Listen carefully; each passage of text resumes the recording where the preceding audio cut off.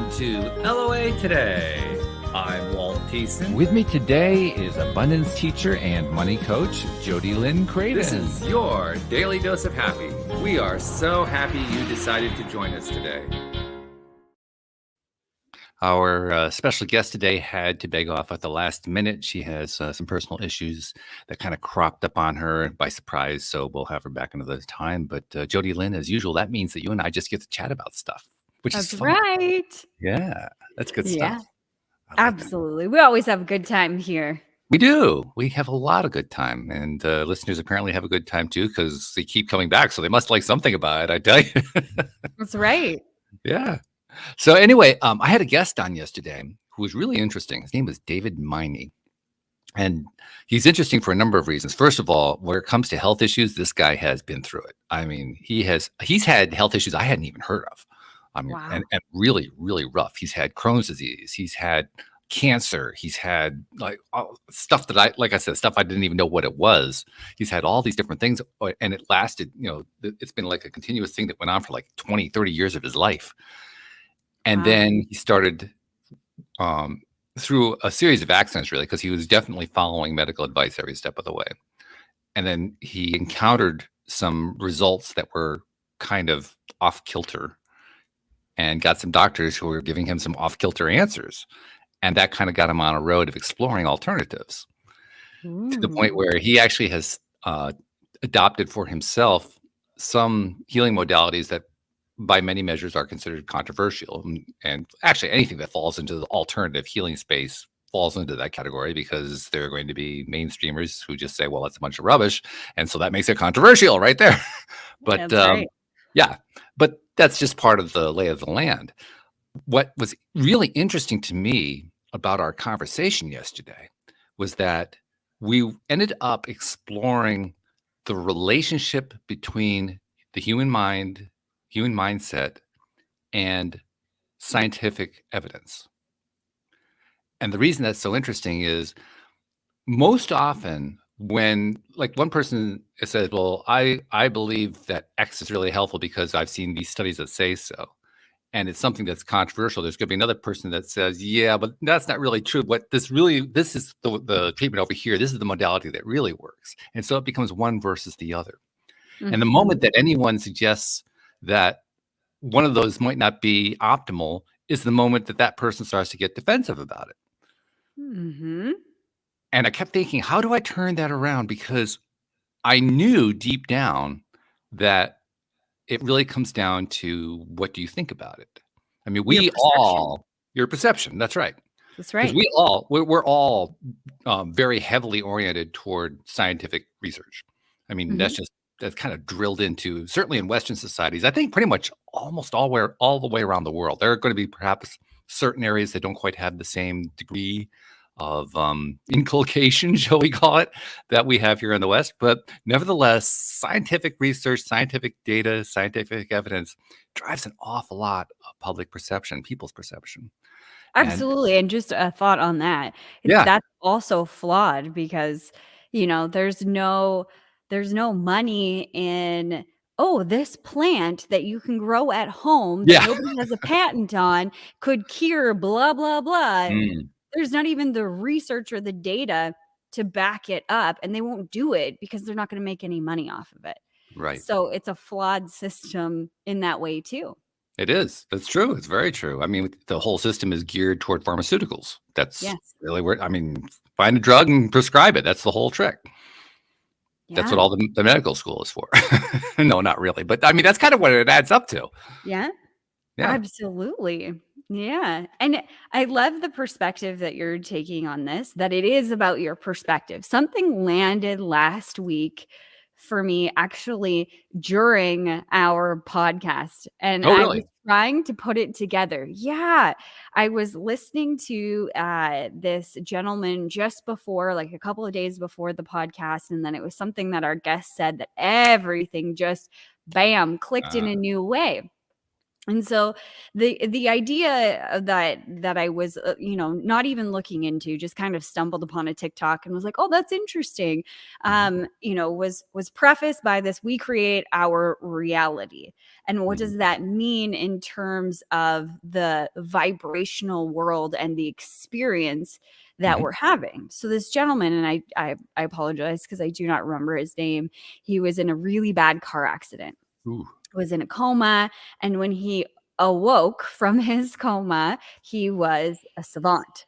All of a Wow. sudden, he started seeing the world in mathematical terms, and the way that he described it is he would see things frame by frame. And he does a TED talk, and he's talking about like being correct, like basically how we're influenced, and driving home the fact that it's our perception that influences everything, where we're standing. And he gives this really cool description that really boggles the mind. So he uses the Doppler effect. So when, a train is going by, you hear the sound of the train change from when it's approaching you to when it's beside you to when it's now past you. The change in that pitch of the train horn. But the reality is that the train horn has not changed. Right. It's you in relation to the train horn or the car that's passing by that has changed. So he puts one person on one end of the spectrum and one person on the other end, like as if it's a piece of paper, and the car in the middle. And what he brings forward is that the person that is standing behind the car is hearing the car like this, and he does the sound, and I'm not going to repeat it, but then the person in front of the car is hearing something completely different. Higher And then the pitch. person in the car is also experiencing a different sound. Right. And the question that he posed is, who is absolutely correct? Yeah. All of them and none of them at all at the same time. They're just experiences not realized by you in this moment. And I think that directly relates to what we're talking about. Your perspective on how this treatment is going to work is directly impacting the benefit, the use, everything that's going into it. And there is no right and there is no wrong. It's you that determines the perspective.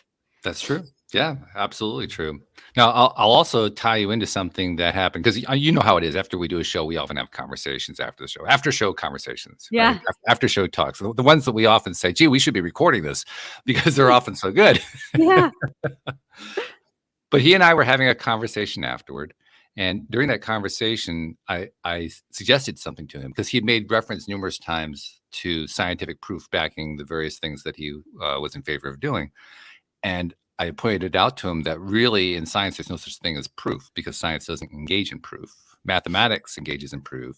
The courts engage in proof. Science has no proof. Science is about evidence. It's about collecting evidence and then interpreting it, creating a theory, testing your theory, see how it works out, and then adjust your theory and get some new evidence. That's the cycle of the scientific method. There's no proving involved, which is kind of an important point because so many people say, in defense of whatever it is that they found. And there's nothing wrong with what they found. Don't get me wrong. It's just that they keep saying, well, it's scientifically proven. Well, no, it's not. There's no such thing as scientific proof.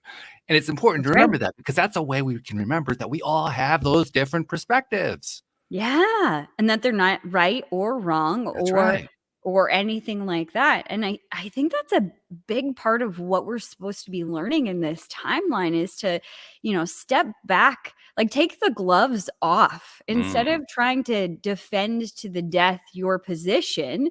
Maybe take the gloves off, take a little water break and listen to what the other person has to say. It doesn't mean you have to accept it. It doesn't mean that you are wrong in the position that you're standing in.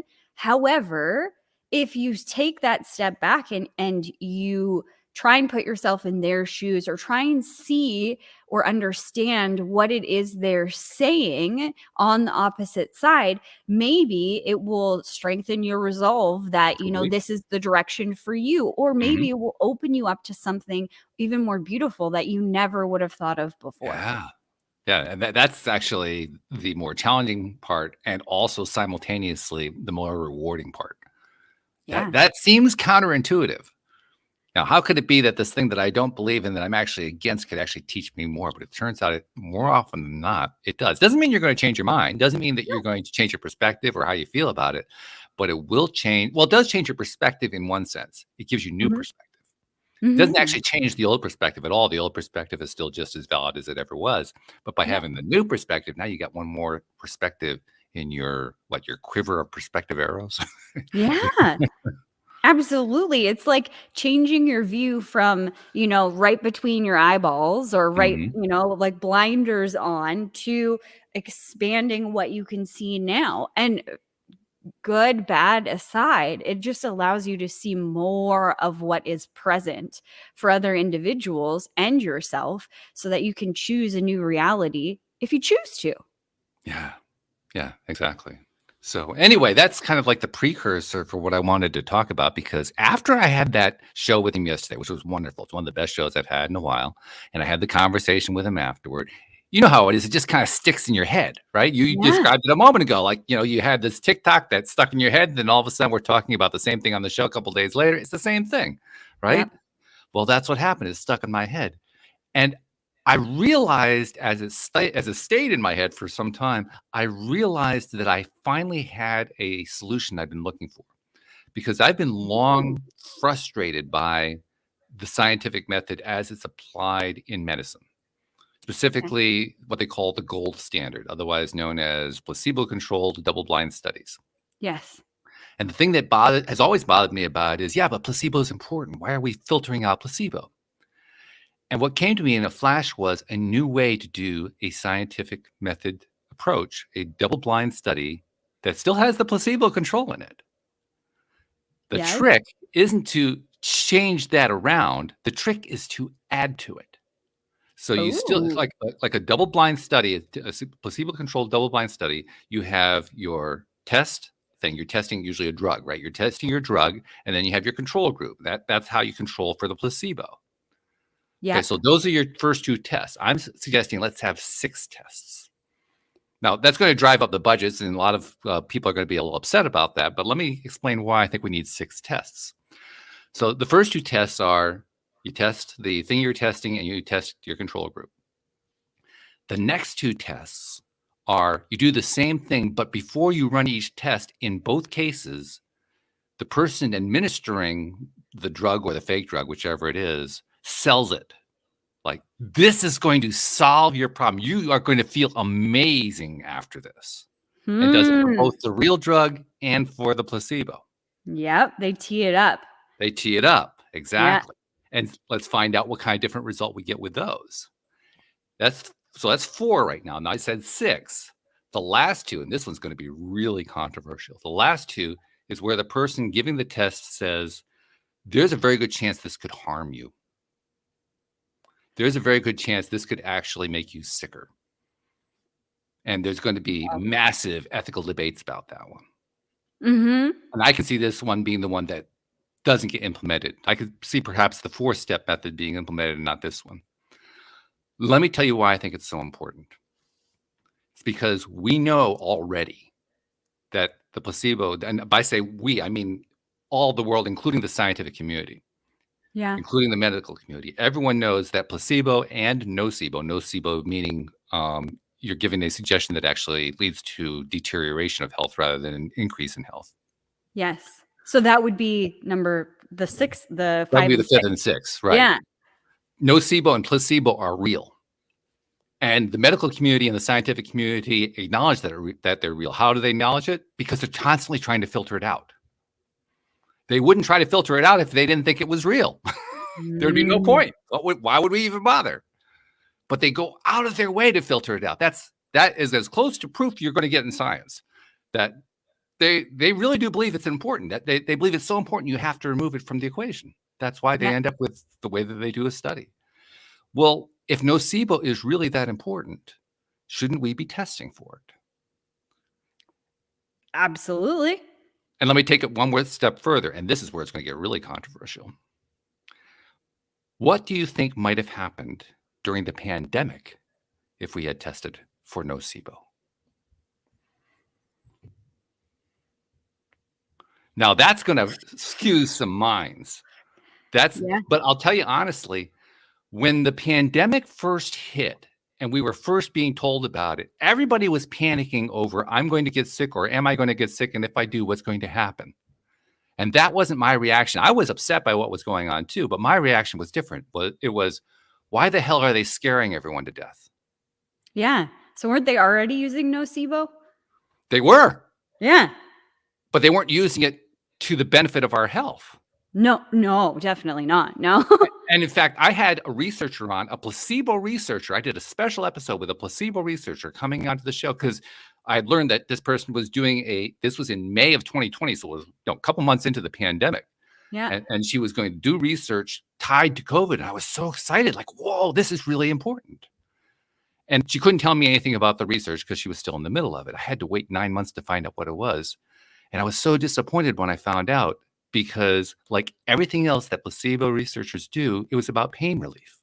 In other words, there is no research going on today. And to the best of my knowledge, there is almost no research that has ever been done about placebo or nocebo when it comes to actual changes in disease or health state. It's all been tied to pain relief because the original placebo came along with pain relief. It came along in World War II when they ran out of painkiller. And so the doctors in the trenches, in the MASH hospitals and so forth were saying, okay, we're going to give them a sugar pill and we're going to tell them that it's going to relieve their pain. And it did.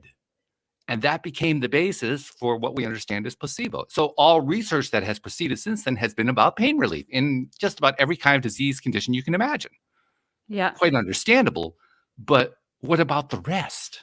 Yeah. If it works for pain, it'll work for other things too. That's right.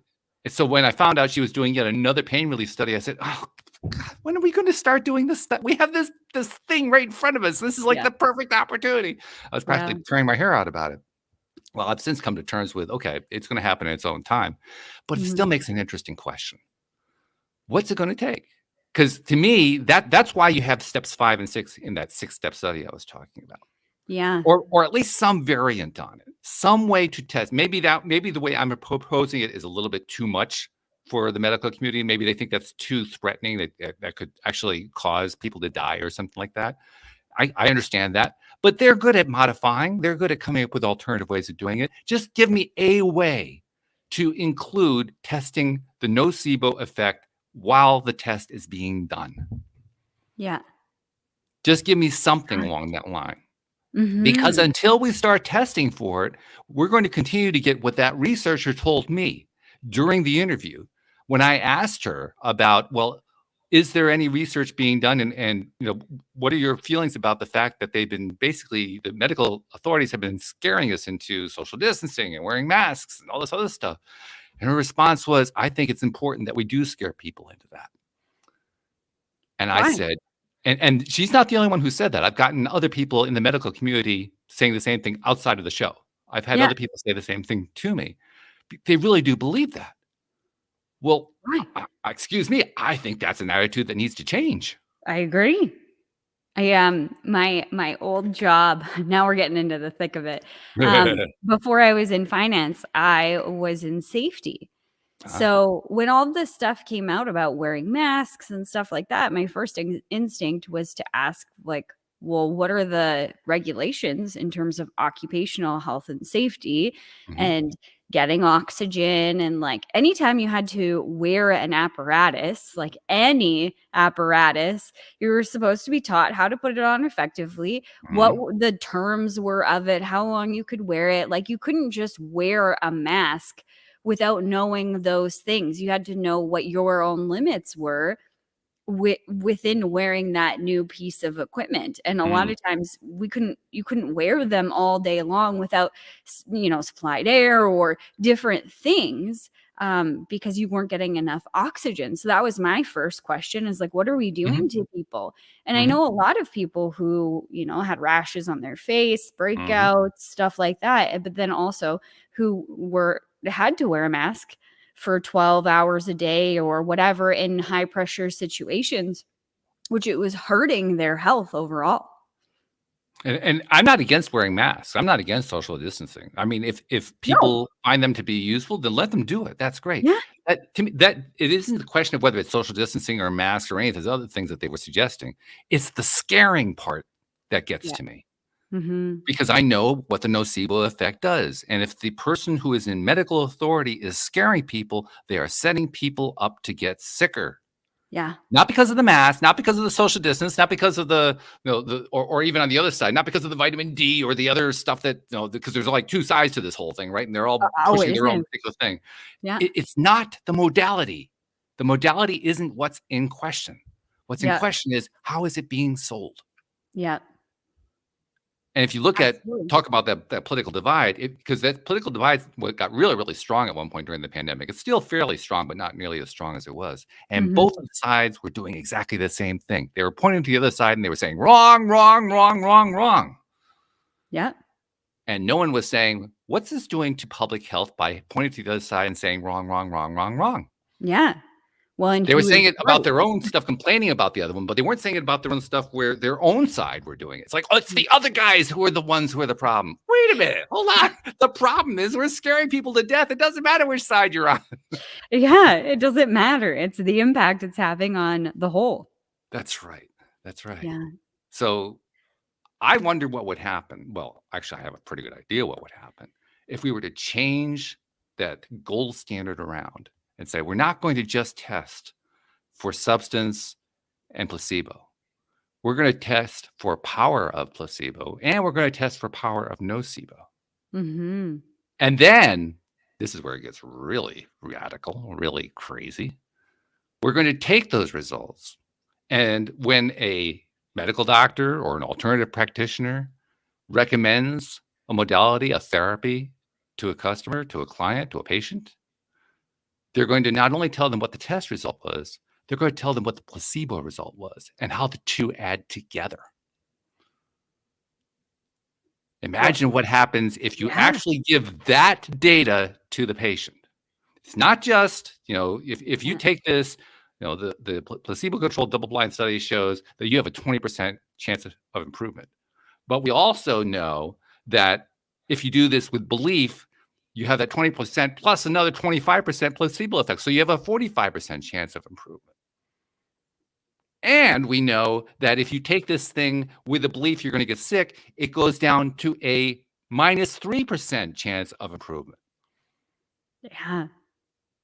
Let's Wow. actually bring placebo and nocebo into the conversation. Yeah. But I think that would open up a bigger can of worms, if you will. I think it's one Oh that's God, yes. Are you necessary. kidding? Yeah. I think it's necessary, but it's science admitting that we as the individual have an impact Mm, on the result. Whereas most of medicine, the way that I see it anyway, and I'm not absolutely correct either. There's other ways to see this, I'm sure, but the way that I see the medical field is, almost like a high parent. Like, listen to me. I know better. You're not a doctor. I heard that lots throughout the pandemic when I was mm, making decisions for my own health. You're not a doctor. What do you know? yeah. Well, I don't know. And nobody's been able to answer my questions. So I don't Mm. feel comfortable enough to proceed. Like, that should be enough. But, that would be the medical community admitting that you have an impact on your own health. Your belief systems are directly contributing to whether you're sick or not. And you're right, that is a can of worms, but I'll flip that around and say that's a can of whoopee. Yeah. It is. Like, hooray, that's a can of, I can't wait for this. Oh, yeah, I think it's a can of whoopee that really needs to be opened up and explored, Yeah. because imagine how many things you could actually cure, or, it would be radically different if we started incorporating that mind aspect and teaching people how to overcome that belief system, whatever it is. I think I don't know that I've ever had a doctor in my entire life, tell me anything but the prescription, like the Mm. diagnosis and the prescription. All right, I think it's this. They're like a mechanic almost. I think it's this. We're going to try this. And if that doesn't Right. work, come back in 2 weeks. Like Mhm. they're just an educated guesser, like a very well-educated guesser. But Mhm. I've never had a doctor say anything outside of like, take this pill. That's it. Mhm. Yeah, and if you push them, of course, with the internet and Google, more and more people are actually self-educating, Yes. which is proving to be quite a challenge to mainstream medicine because Yes. now they're having to justify what it is they're giving as their protocols and often getting challenges from patients in ways that they never even conceived of before. Well, but and shouldn't they? Sure. Shouldn't we be well enough educated on whatever it is that we're putting into our bodies, not only in terms of medicine, but food? Like anything we're putting in or on our bodies, shouldn't we have a better understanding of how this affects the whole being rather than just this will work? Just Absolutely. trust me. That was something that just frustrated me in the financial industry when I was trying to learn before I entered it. I felt like they would spin me around in circles, like, when you stick your head on the bat and you just spin in circles and then you try and walk straight.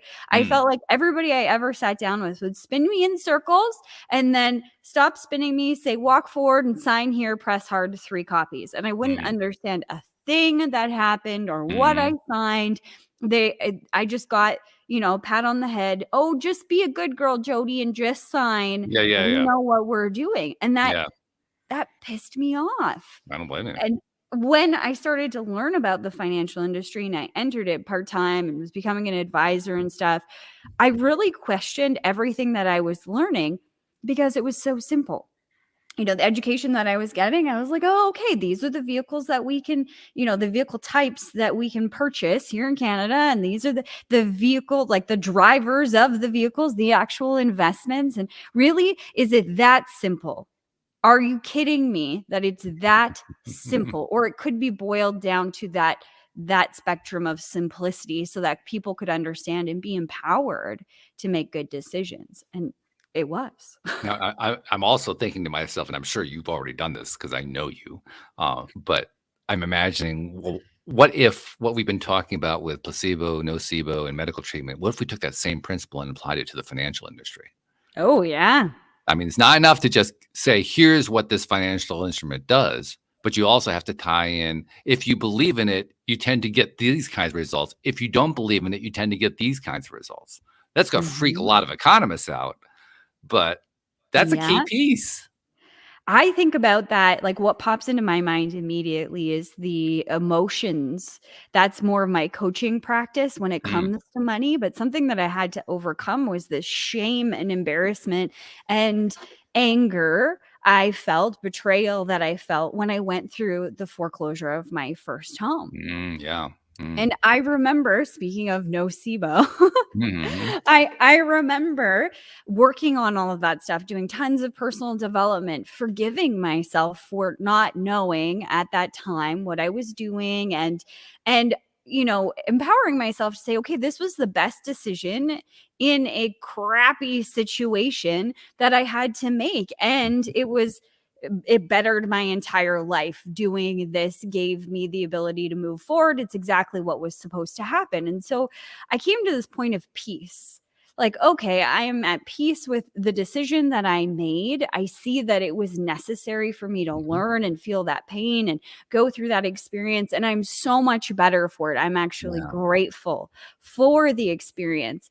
And it was a few years after the foreclosure and the consumer proposal and stuff like that. And I was kind of wrapping things up. I had paid off my consumer proposal early and I was really excited about that. And it turned out that I paid one of the creditors too much money. Ah. So I was looking for that money back because that Mhm. money is rightfully mine. Sure. And they're only allowed to get what the contract says. So I needed to get that money back. But to get it back, I had to tell the story. So I Mhm. used to tell the story. I was in a bad relationship and things Mhm. went sideways and it was abusive. And, really for me to get out of that, I had to make this, huge decision and then here we are. And I would sing the whole song and dance so people could understand and accept me. And I had come to such peace with this decision that I didn't care what people thought anymore. It's fine, whatever. It doesn't matter to me. I know the reasons. And if somebody wants to know more, I'm an open book when it comes to my entire life. So ask, but whatever. So I call this bank that owes me money. And all that I say instead of the song and dance, all that I say is, all right, listen, I went through a consumer proposal because of this, this, and this. I ended up paying you guys too much money. I'm looking for said money, and I want to know when I can pick up my check. And it was just very matter of fact, no emotion. Yeah. And the lady said to me, did you learn your lesson? Did she really say that? Yeah, she did. Wow. She did. And that would have somebody who was already feeling that pressure from the financial industry. Because when you go through something like that, anybody that sees it on your credit score, or like you try and apply for a credit card or another loan or car payment, like a lot of them can't hold their face and they look at you with this judgment, or that's what I felt. And I did a lot of work around it, shifting that. And it helped me a lot in my own financial practice because I had way more compassion and way less judgment for whatever situation anyone was going through because I had been through it. So when she said that to me, I was like, yes. Yes, I did learn my lesson. And she's like, what? Because she just thought I was some young, dumb kid that racked up all my credit cards and then couldn't pay them. And I said, in the future, I will choose my partners and whom I buy a house with more wisely. Ooh, very nice. Yeah. And I had no attachment to it, whatever. And I felt her go, yeah. Oh, and you could tell she felt bad and whatever, but I Well, hope she recognized that she'd actually overstepped the bounds, and you pointed it out to her in a very business-like way. Yeah, but that would have crushed somebody that hadn't done that work, that was still there. I'm never going to get out of this. I'm always going to be a quote unquote loser, or, this is defining me. This means I'm this, this, and this. Yeah. And it's that nocebo effect in the financial industry that's playing out all the time. Well, you don't have enough money, so we can't give you better products or access to somebody that's actually going to pay attention to you, or whatever it might be. It's happening. It's true. Now, I do want to point out one other thing, because we could make the argument that what I'm proposing, I'm proposing it in relation to healthcare. It could apply to anything, but I'm proposing it in regard to healthcare, and specifically in regard to double-blind, placebo-controlled studies. And the argument could be made that I am also kind of pointing fingers. And you know what? To a certain extent, yeah, I think there's probably some validity to that. Yeah. But I also want to point something else out. The medical industry as a whole routinely tells us that their goal is always to help people get better. It's always to save lives. It's always to produce medical improvement. That's what I'm responding to. That's what my proposal is aimed at. It's aimed at exactly that. So if I'm getting resistance on what I'm saying, then my question for the person who's resisting me is, oh, weren't we committed to trying to save lives, to try to improve the general health and well-being of the patient? I thought that's what the goal was. Yeah. So yeah, there's a judgment there, but it's a judgment that's societally embraced. Absolutely. Yeah. I think you hit the head on the nail. I mean, our values are supposed to be set in terms like the medical community. That would be their underlying value or mission statement, if you will, is to help people get better, to be healthier, to live a healthier life. And when you said that, the first thought that came through my mind was, in what world? In what country does that happen? And I'm not saying doctors are bad. I mean, I wanted to be a doctor at one point. I wanted to be a nurse at one point. I have friends that are doctors and stuff like that. I don't think it's a conscious thing, but it's like every industry. You get into the industry and there's a set practice of the way that things work. And even in life, I've been talking a lot about in society, in the society that we live in, we're chasing all of these things. But why? I want more money. Why? And a lot of people can't answer that question. Well, I want another car and I want a better house and I want this. Why? What is the reason that you want that? And most people don't have an answer outside of, well, I just, I think it'd be cool, or, maybe something deeper is like, I want to have a better car than my neighbor, or whatever it is. But we just get stuck in this hamster wheel of what was and what is, almost socially acceptable and what is not. Even in the medical community, you see that,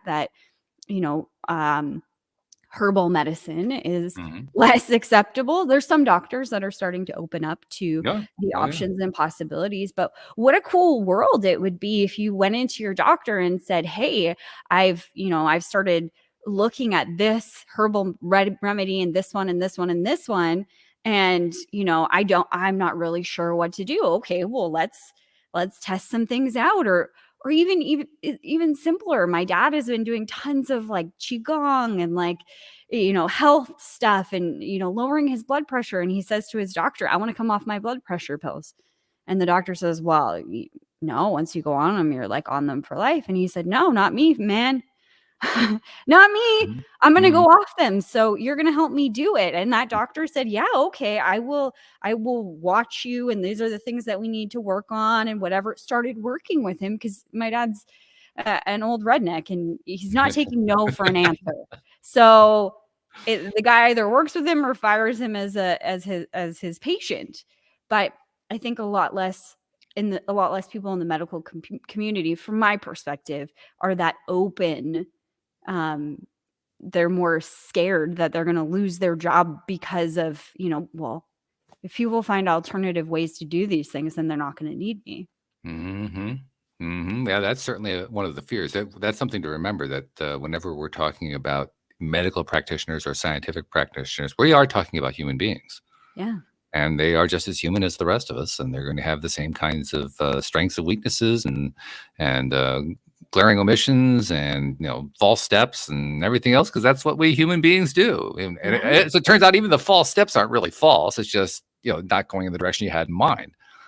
There's actually no such thing as a wrong step. I was listening to a Mike Dooley presentation. He was doing a free 3-day workshop over the last few days. Today was day 2. And he was talking about how you really can't take a false step. It's not possible. Well, first of all, if you do take a false step, it's kind of like a GPS. You get a universal reminder that says, no, turn around and go that way. It's like, you turn now. Turn now. Okay, you turn. But it's not really a false step. It's just you're not going in the direction you had in mind. That's all. Yeah. There's nothing false about it. There's nothing wrong. There's nothing fake. There's nothing, anything like that. Because all that is just judgmental stuff. Yeah. We're just judging ourselves based on what we perceive may have been lost because of this step. Yeah, exactly. Yeah. Which possibly nothing. I know I was feeling kind of bad. This was probably 6 months ago. And it was in terms of finances. I noticed that I was beating myself up, and it wasn't really conscious. It was unconscious, these thoughts that were running around. And then I caught them and I saw them and was like, oh, interesting. And it was all around where we're at as a family. Like we should be further along. Starting down that path. And I was like, that's really interesting. Where do you think you should be, Jodielynn? And the answers were fascinating. We should have already built our house, and we should have more money in the bank, and la la la la la, all of this stuff. Okay, so what is the perception around where you're at right now? I'm running out of time. Is that really true? Is that really true? And you know what? It was so interesting when I put the math on paper of like, this was our plan when we moved to the farm. We moved to the the farm. We were going to live in our shop and we were going to save a shit ton of money. That was the plan, right? Okay, well, let's quantify that. How much money? And I figured out how much money per month we had said we were going to save by doing this. Okay. And it came out to, over the last 3 years, it would have been $60,000. Okay. Okay. Oh, $60,000. Like that is, in my perception, that's not a lot. That's not a huge amount of money. And it's not over yet. I've had $40,000 paychecks in one day. So I could do, one and a little bit and of that again, and boom, $60,000. There's lots of possibilities on how that money could come into my life right now and put us ahead, not even on par with where I thought we should be, quote unquote, but further ahead. And when I started to look at it from this perspective, I started to challenge what I thought I lost. And the way that I was beating myself up over the last couple of years, because I'm grateful for the last couple of years. My husband got laid off. We were still able to sustain our home. We didn't end up losing our home or anything like that. Thank goodness. We lived off of one income. And he was off for 18 months. But I got to spend more time with him. He got to do farming things. There was all of this joy that came out of it. And course correction, if you will. We were going in one direction with our lives, and that break, that time together, gave us the ability to really dive into, what do we want our life to look like when we have kids? What do we want that house to look like? What do we want to do with this giant property that we bought?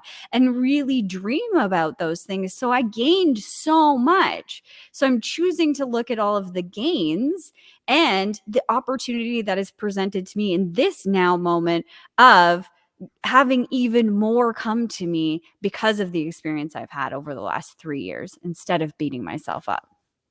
And the key point to remember, that this is something I want to point out, is that you weren't really complaining about the saving, that as if saving were a bad idea. Saving's a great idea. Nothing wrong with saving's a great idea. Yeah. The problem is the should, not the saving. Yeah. That's right. That big whacking stick that we call should. Yeah. Yeah. I mean, we beat the crap out of ourselves with should, and we beat the crap out of others with should. At some point, you'd think we would notice. No, we don't. We're just like, you should have. And then you ask that question of like, well, who says? And for us in that scenario, it was we said. We had made a commitment. Right. Well, but that commitment was based on both of us working and not a global pandemic. Yeah. None of that existed when we made that commitment. Okay. Yes. So do I have room to have compassion, room to maneuver, am I going to give myself any room to have things like that happen? Well, yes, I think I should. And okay, well, those things happened and I can't go back and change them. Can't go back in time and redo them. Maybe I could have saved a little more than I did while my husband was off, but I'm really proud of all the things that we did. So it's like these ideologies that are going against one another. I should have done this. Well, I'm really proud of what we did in that time anyway. So why am I beating myself up? Yes. Well, speaking of Mike Dooley, I mentioned he was doing this 3-day workshop. Yesterday was day one, and he was really addressing this point that you're raising directly yesterday. He was doing it in a different context. He was doing it in the context of a relationship, trying to find your perfect partner, that sort of thing. And the point that he was making is, you may decide that, if you're, let's say you're a woman and you're looking for a man, and the man has to be just like Bruno. And Bruno is like the perfect guy for you, right? It's got to be Bruno. And the universe is saying, yeah, but there are 38,000 others, and many of them are better than Bruno. You say, no, it's got to be Bruno. It's got to be Bruno. You're getting so locked in on it has to be Bruno. Yeah. That you're blocking out all these other possibilities. Do you know that you're blocking out all those possibilities? No, not directly. All you know is you're focused on Bruno. But because you're so locked in, it has to be that thing. That's got to be the result. That's got to be the method. That's how we're going to get there. Then you wonder why Bruno hasn't shown up. Yeah. And then, as time goes on, there's this clock that's in a woman's head of like, I can only have kids for so long. And, before I met Nate, my husband, I was in that headspace of like, oh my gosh, you have to be, dating for a year or two before you ever get engaged. And then you have to take a year to plan a wedding. And like in my mind, I was filtering through the years and like, oh my gosh, if I don't find somebody like last week, then I'm never going to have kids. And I was putting all of this extra pressure around it. And when I really let go of all of that, I asked myself the question, is that absolutely true that you have to be dating somebody for an entire year before you get engaged? No. Is it possible that I could meet somebody, fall in love, and just know that it's the right person sooner than that? Absolutely. Is it possible that, we could plan a wedding in less time than that? Is it possible? And I just kept asking, is it possible? Is that absolutely true? And it was like where we started today with the Doppler conversation. Like all of those realities are unrealized, and yet they exist all at the same time. So Right. allowing myself to be open to that. When I met Nate, we were engaged in 8 months and we were married by the year and 4-month mark. Okay. All So right. it was like boom, boom, boom. So it happened a lot faster than what you feared it had to. Yeah, absolutely. Yeah, that's a great point too. I love the question that you ask, and I know you asked this in a lot of different contexts. Is that really true? Yeah. Is that really true? That's a great question to ask ourselves when we're feeling stuck. Mm-hmm. That's Well, probably and where you ask it with your clients, isn't it? I mean, I know you do yeah, that with your clients, but that's when you ask it, right? When they're feeling yep. stuck? Yeah, for all things, when we're stuck on a perspective, when we're feeling bad or frustrated about something, that's when I bring out that question because Mhm. we've tied a meaning to it. And the true reality, the abundance that is the universe that we live in, is that multiple realities are at play. Mm. Multiple possibilities exist. But exactly what you just said, Walt, when you're stuck on Bruno and you have to meet Bruno at, the dance club or Mhm. whatever, the library or whatever it is that you see leading up to Bruno coming into your life and sweeping you off your feet. Now you're eliminating all the other possibilities that could have occurred for Bruno or someone better to come into your life. And you don't even realize that that's what you're doing because you're so stuck on it has to look like this and it has to be like this.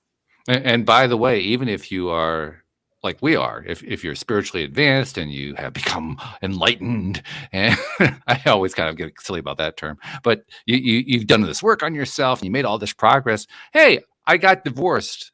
It's like almost 2 months ago that the divorce took place. So it's been what, a month and a half that I've been out as a single. And I can't tell you how many times I've had going through my mind, oh my God, I'm a 65-year-old man. What chance do I have of finding somebody? This is ridiculous. Like this stage in life, I can't tell you how many times I've had that thought. So Yeah. it doesn't matter how advanced you are, it's going to happen. The question Yeah. is, how are you going to handle it when it comes along? Mhm. Absolutely. And I would like to volunteer the transparency that not every time it's beautiful and roses and Right. expansive and glorious. Most of the time when I run up against a belief system that is not serving me anymore, it's messy and there's tears and there's frustration Mhm. and maybe there's some like screaming into a pillow and some burning of things. There's not just one answer that I immediately go to. There's a few that have always helped me move through, but sometimes Mm. those don't work. And I give myself the space to figure it out because I really think that's what we're here to do is have that Yeah. experience of letting go, shedding the shoulds, Mm. the whatever the societal norms that we've created for ourselves or fallen into, all of the things that are limiting us into a box that is a 12 by 12. Mhm. Opening that box and experiencing the world on a whole nother level, which takes breaking down some things that are holding you captive. And very often it takes going back and doing it again. Yeah, It's not one and absolutely. done. I mean, if it is one and done and you actually get it done, great, Yeah, but that's not gonna be the norm. That's not gonna be the way it usually plays out for most people. Most people find yeah. themselves, "Oh my god, here I am confronting it all over again. I just confronted that 2 weeks ago." What? But you think about, like, the most basic things, like potty training or walking, like, for kids, right? Learning to walk. They fall down and they get back up and they They do. try again, and then they fall down and get back up and try again, and then it Mhm. takes them years to learn how to run and to how to ride a bike. And like then you start to think about like fancy footwork, if you will, somebody who's like a dancer. You've danced before, so there's got to be Mhm. some, really tough dances where your Oh feet God, are yeah. kind of all over the place, right? You don't just master that the day you're born and you come out of Mm. your mother's womb. You don't just know how to do that. It's this series of getting better and getting better. And I don't even like to call it getting better, but allowing yourself to change and grow and experience Yes. all of these things over and over again. It doesn't mean good or bad. And I think that's a lower consciousness perspective on law of attraction. Even, I've attracted this into my life, it means that I'm doing something wrong. Mm. Well, another perspective instead of wrong is that maybe you haven't absorbed the lesson, or maybe there's an opportunity to see something new that you hadn't before. It doesn't mean that it's wrong or right or bad or good. It just simply is. And when you detach from that perspective of, oh, it's bad and I'm bad, I've done something awful. When you detach from that, you free yourself in so many ways to see all of the beauty that actually exists in the experience that's coming forward. So true. So true. And by the way, if it turns out that it's something that you just hang on to, how bad it is, you can say to yourself, wow, damn, I'm really good at attracting the stuff that's not good for me. Boy, am I good at this. Like, I'm a master at this. All I got to do is do a tweak and I'm going to have the thing fixed. I mean, geez. I talk about that in my book. When you get to the level of centered self, you start to see all of your patterns on steroids. So you Yeah. see how you were like contributing to the same thing happening Mhm. again, but it becomes laughable because you're Yeah. like, oh, you're so funny. Like, why are you doing that? You silly thing. Like, we no longer want that. Like, what do you try to bring to my attention? It becomes this joke between you and Mm. you of It like, is, okay, yes. next. I often say to myself, oh, I trapped myself again, didn't I? Okay. Here we are. Ah, One of so my cool. favorite authors is a science fiction author. He was actually considered the father of science fiction. He was one of the earliest writers before Isaac Asimov and the crew. His name was Robert Heinlein. And Heinlein, in one of his novels, has a protagonist, a main character, who toward the end of the novel ends up going back in time and getting killed in World War I. And after he gets killed, he's faced with the creator. And the creator says to him, checkmated yourself again, I see.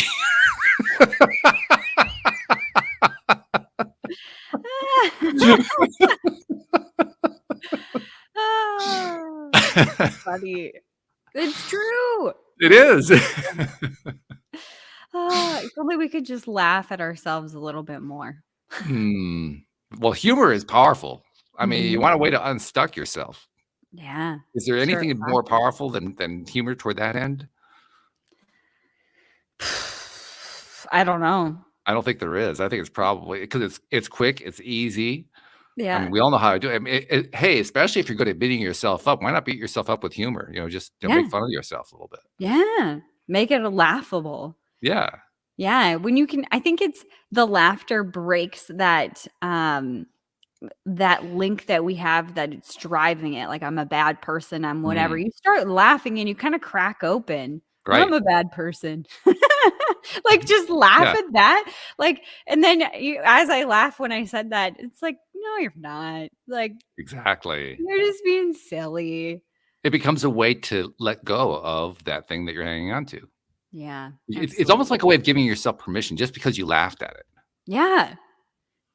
Yeah. All right. So that's our medicine for today, is start laughing. That's right. Start Mhm. laughing and give yourself permission to get unstuck, to get off Yeah, that crazy place. And absolutely. so I'm going to take that a step further. I'm going to give permission to the entire medical establishment and the entire scientific establishment to get unstuck and just laugh at the way they've been doing things and say, you know what? Okay. All right. So yeah, there was some good stuff in there. And certainly the gold standard, as we call it, has a lot of value. But we've also been tripping ourselves up using that same gold standard. Why don't we just learn from it and say, you know what? It's time to expand that gold standard a bit. and start incorporating some other stuff that could actually produce some pretty damn good results toward our mutual goal of improving everybody's health and helping people to live through dread conditions and get healthy and all that kind of stuff. Yeah, absolutely. I mean, that's such a better way of looking at it, in my opinion. But, no kidding. Yeah. It's so much more freedom to explore. Yeah. Yeah. And talk about those multiple possible outcomes you were talking about. You can actually start to see them now. Yeah. You can't see them when you're locked behind that place of this is the only way it can be. You can't see them. Yeah. Yeah. And I recognize that when it comes to the medical community, I'm sure that a lot of those things were put in place as, you know, like the bumpers they have at the bowling alleys so you can't get a gutter ball. I'm sure that was the intention, because I truly believe that people are good at the core. Yeah. So I think that some of these things were enacted to help people so they didn't fall off, you know, or get a gutter ball, whatever. And that's okay. And it's time to have a different aspect of that, or to allow ourselves to get the gutter ball, because, you know, maybe you're going to learn something even more profound from that instead. Or to use another analogy, at some point you want to take the training wheels off. Yeah. Yeah, you can go fast. Yeah, right. The bike ride's much better without the training wheels. Absolutely. Yeah. You get better bike rides. You can mountain bike. You can do things. I mean, do you imagine mountain biking with training wheels? I mean, that would be impossible. You'd probably kill yourself just because the training wheel would hook on something. Oh, yeah, absolutely. You just even think about the experience of riding a bike with training wheels versus riding a bike as fast as you want to go, and like, you know, whatever, doing all the tricks. Yeah, it's way more fun. When we take the blinders off of ourselves, not only do we see more, we get a better life. Yeah, the experience deepens. Which is exactly what we were looking for in the first place. You ask, why do you want that? Why do you want that particular result? Ultimately, whatever the answer is, when you get down to the core of it, it's I want a better life. I want a great experience. Yeah. It's true. Because that's what we're here for. We want our daily dose of happy. Well, among other things, yeah. And the daily dose of happy is one of the ways that we get ourselves there. But ultimately, that's what we want. Why do we come into this life? I mean, if you're going to ask an existential question, to me, that's the one to ask and answer. And to me, the answer is we came here to enjoy it. We came here. We wanted to live. Yeah. We didn't come here to be miserable. We came here to enjoy it. Yeah. And it's the only planet, as far as I understand, where there is that contrast of the dark and the light, so that you could really experience the full spectrum of emotion experiences, because without one, the other does not exist. And the more of one that you've experienced, the more that you can savor of the other side. Yeah, that other side. Yeah. And that's where all the perspective comes from. That's right. Well, I'm glad we had this conversation. I really did feel the need. We needed to carry something off of that show yesterday, because that show, it felt like a breakthrough show. Yeah. Because I felt for the first time, instead of turning it into an adversarial, well, this medical procedure is better than that medical procedure, it became a question of which one is going to put us in a better mental state, because that's going to get us the best results. Yeah. And wow, I like that one a lot. Hopefully listeners like that one too. I think they will. Yeah. I think they will. I think so too. So thank you very much, Jodielynn. I mean, we love it when we have a guest, but this is always fun when we get to just kind of chew the fat like this. Oh yeah, I love it. The best is really good. So thank you much. Thank you to our podcast listeners everywhere. And we will see you all next time here on LOA Today. Goodbye, everybody.